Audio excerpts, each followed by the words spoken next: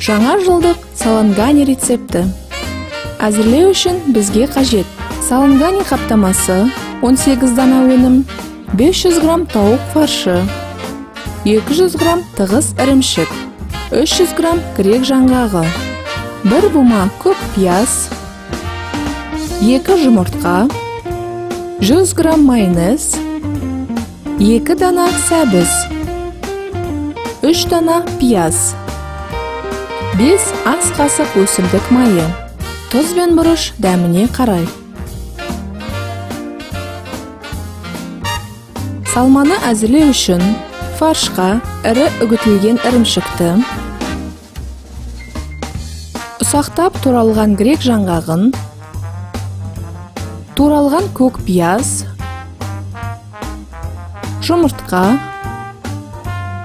100 грамм майонез, тұз бен бұрыш дәміне қарай қосамыз. Мұқият араластырамыз.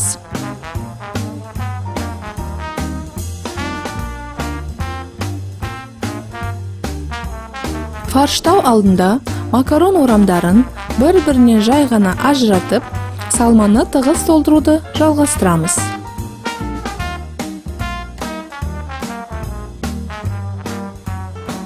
Нәтижесінде тығыз толтырылған салма өнімнің биіктігін ұлғайтып, ұстап тұрады.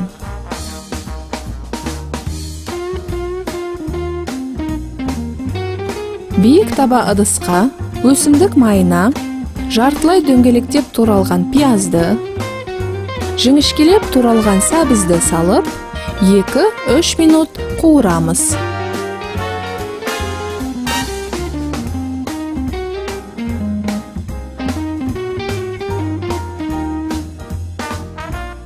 Сонан соң дайын қуырмаға тігінен және бір-біріне тығыздап саланганиді орналастырамыз. Ұқыппен жоғарғы деңгейіне дейін қайнаған су құямыз. Тұз себеміз. Қайнаған сәттен бастап 15 минут қақпағын жауып, бәсең отта пісіреміз.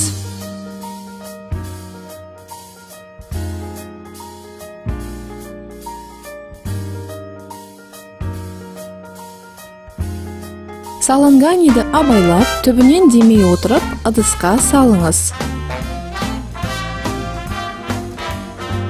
Тағамды ыстық күйінде оливье салатымен қоса ұсыныңыз. Ас дәмді болсын.